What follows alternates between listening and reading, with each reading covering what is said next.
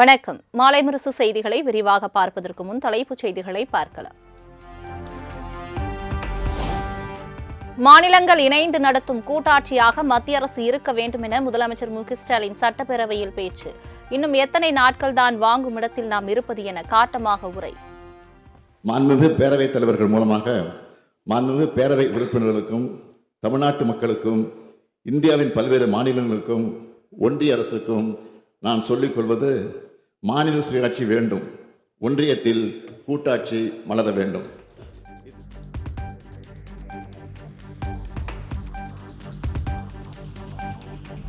முன்னேறிய மாநிலங்களுக்கான நிதி பகிர்வை மத்திய அரசு குறைத்து வருவதாக முதலமைச்சர் மு க ஸ்டாலின் குற்றச்சாட்டு.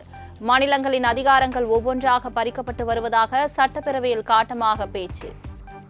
கபல்கலிகம் செய்யும் சூழலில் ஆளுநர்கள் மூலமாக மாநில அரசுகள் செயல்படாமல் தடுக்கும் நிலையில் இந்தி திணிப்பின் மூலமாக, நிதி நெருக்கடிகளின் மூலமாக, தொகுதி மறுவரை என்ற சதியால், ஜிஎஸ்டியால் தமிழ்நாடு அனுபவித்து வரும் நெருக்கடிகளிலிருந்து மீள ஒரே மருந்து மாநில சுயாட்சி தான்.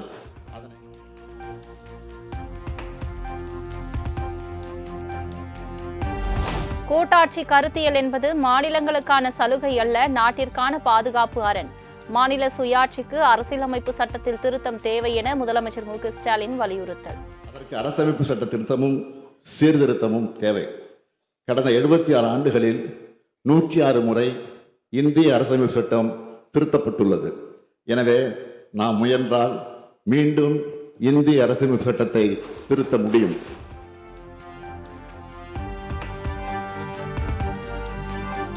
தமிழ்நாட்டில் காலியாகும் 6 மாநிலங்களவை இடங்களுக்கான தேர்தல் மார்ச் 16 நடைபெறும் என தேர்தல் ஆணையம் அறிவிப்பு. பிப்ரவரி 26ஆம் தேதி வேட்புமனு தாக்கல் தொடங்கி மார்ச் 5ஆம் தேதி நிறைவு பெறுகிறது.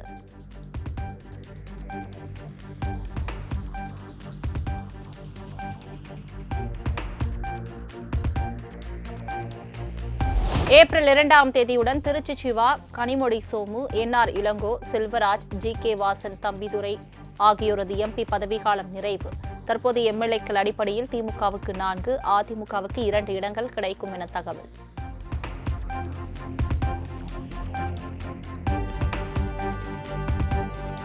காவல்துறையின் ஈவு இரக்கமற்ற தாக்குதலில் சிபிஎம் மூத்த தலைவர் கே. பாலகிருஷ்ணனின் மனைவி படுகாயமடைந்த செய்தி அதிர்ச்சி அளிக்கிறது. கூட்டணி கட்சி தலைவரின் மனைவியே தாக்குதலுக்கு ஆளாகும் நிலைதான் திமுக ஆட்சியில் உள்ளதாக எடப்பாடி பழனிசாமி விமர்சனம்.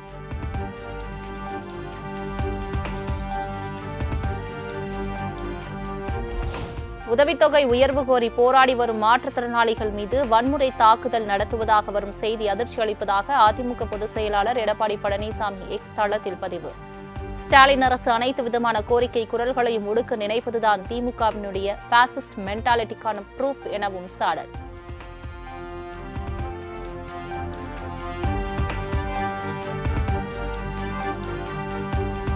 திமுகவுடன் தொகுதி பங்கீடு தொடர்பாக பேச்சுவார்த்தை நடத்த இந்திய யூனியன் முஸ்லீம் லீக் சார்பில் குழு அமைப்பு.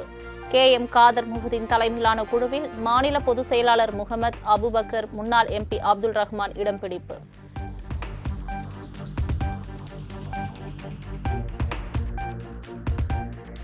உதகையில் நாளுக்கு நாள் அதிகரிக்கும் சுற்றுலா பயணிகளின் வருகையால் பார்க்கிங் வசதியை அதிகரிக்க வேண்டும் என உதகை எம்எல்ஏ கணேஷ் கோரிக்கை. சுற்றுலா பகுதியில் மல்டி லெவல் பார்க்கிங் அமைப்பது குறித்த கோரிக்கைகள் கவனத்தில் கொள்ளப்படும் என அமைச்சர் கே.என். நேரு பதில்.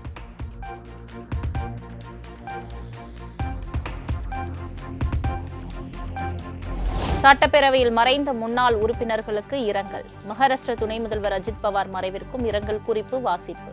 விமான விபத்தில் மறைவுற்ற செய்தி அறிந்து பேரவை அதிர்ச்சியும் ஆற்றொன்னா துயரமும் கொள்கிறது. அன்னாரது மறைவால் அவரை இழந்து வாடும் அவரது குடும்பத்தினருக்கும் மகாராஷ்டிரா மாநில மக்களுக்கும் தேசியவாத காங்கிரஸ் கட்சியினர் உள்ளிட்ட அனைவருக்கும் இப்பேரவை தனது ஆழ்ந்த இரங்கலையும் அனுதாபத்தையும் தெரிவித்துக் கொள்கிறது.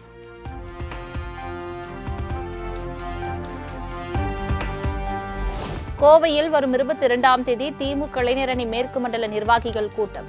திமுக இளைஞரணி செயலாளரும் துணை முதலமைச்சருமான உதயநிதி ஸ்டாலின் தலைமையில் சந்திப்பு.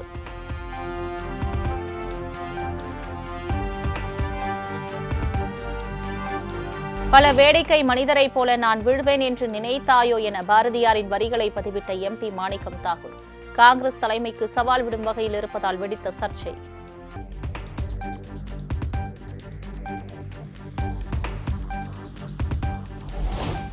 சென்னையில் உள்ள முக்கிய சாலை தெருக்களுக்கு மெல்லிசை மன்னர் MS விஸ்வநாதன், பாடகர்கள் திருச்சி லோகநாதன், சீர்காழி கோவிந்தராஜன் பெயர் வைப்பு. சென்னை தலைமைச் செயலகத்திலிருந்து காணொலி வாயிலாக திறந்து வைத்தார் முதலமைச்சர் மு.க. ஸ்டாலின்.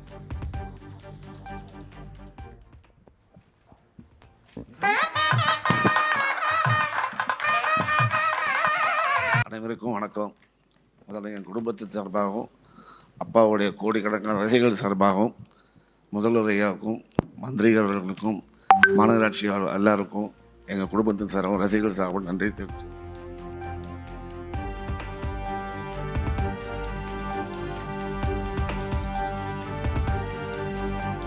சென்னை பிராட்வேயை தொடர்ந்து கிண்டியிலும் அமையும் ஒருங்கிணைந்த போக்குவரத்து முனையம். சாத்தியக்கூறு மற்றும் திட்ட அறிக்கையை தயாரிக்க டெண்டர் கோரியது சென்னை மெட்ரோ ரயில் நிறுவனம்.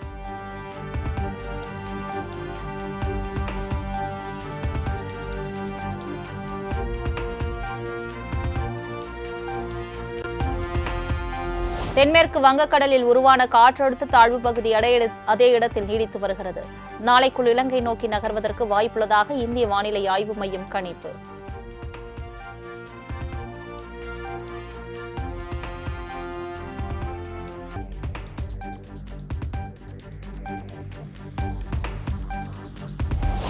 வரும் 20ஆம் தேதி முதல் 24ஆம் தேதி வரை தமிழகத்தில் மிதமான மழைக்கு வாய்ப்பு. சென்னை வானிலை ஆய்வு மையம் அறிவிப்பு.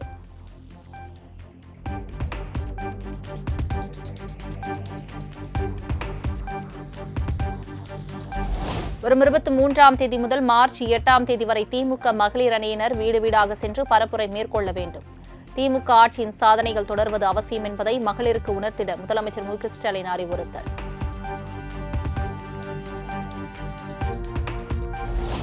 சென்னை மெரினா கடற்கரையில் கலங்கரை விளக்கம் முதல் அண்ணா நினைவிடம் வரை ரோப் கார் சேவை.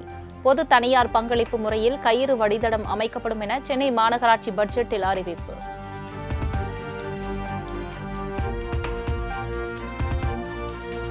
தஞ்சாவூர் அருகே பள்ளி விடுதியில் தங்கி படித்து வந்த மாணவி லாவண்யா தற்கொலை வழக்கில் உச்சநீதிமன்றத்தில் சிபிஐ அறிக்கை தாக்கல். மாணவி லாவண்யாவிடம் பள்ளி நிர்வாகம் கட்டாய மத மாற்றுதலில் ஈடுபடவில்லை என விளக்கம்.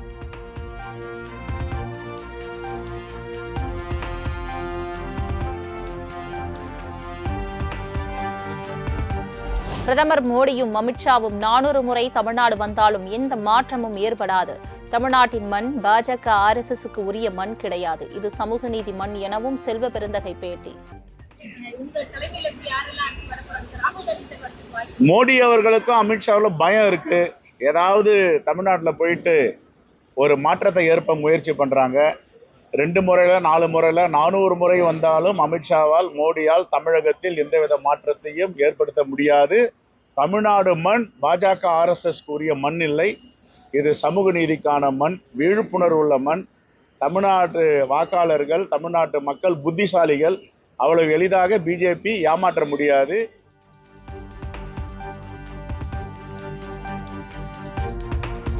மது மற்றும் போதைப்பொருள் புழக்கத்தை கட்டுப்படுத்தி முழுவதுமாக ஒழிக்க அரசு நடவடிக்கை எடுக்க வேண்டும். தமிழ்நாட்டில் மது கடைகளை படிப்படியாக குறைப்பது பற்றி திமுக தனது தேர்தல் அறிக்கையில் வெளியிடவும் விசிக தலைவர் திருமாவளவன் வலியுறுத்தல். இந்த உண்மையை வெளிப்படுத்துகின்றன. தீவிரமான நடவடிக்கைகளை மேற்கொள்வதற்கு அரசு முன்வர வேண்டும். திமுகவும் தனது தேர்தல் அறிக்கையிலே இதை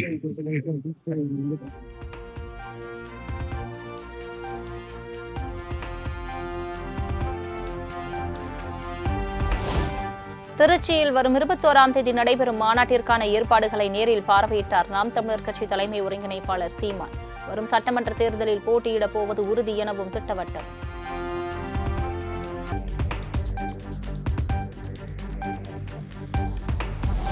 இந்தியா கூட்டணியிலேயே வலுவான கட்சி தலைவர் முதலமைச்சர் மு.க. ஸ்டாலின் மட்டும்தான்.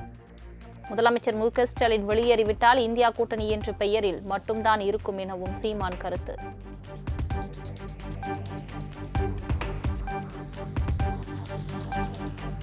சென்னையில் ஆபரண தங்கத்தின் விலை சவரனுக்கு 720 ரூபாய் குறைந்து 1,13,840க்கு விற்பனை. 1 கிராம் தங்கம் 14,230க்கு விற்பனை.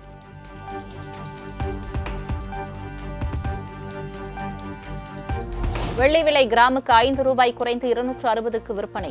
பார் வெள்ளி கிலோவுக்கு 5000 குறைந்து 2,60,000 விற்பனை.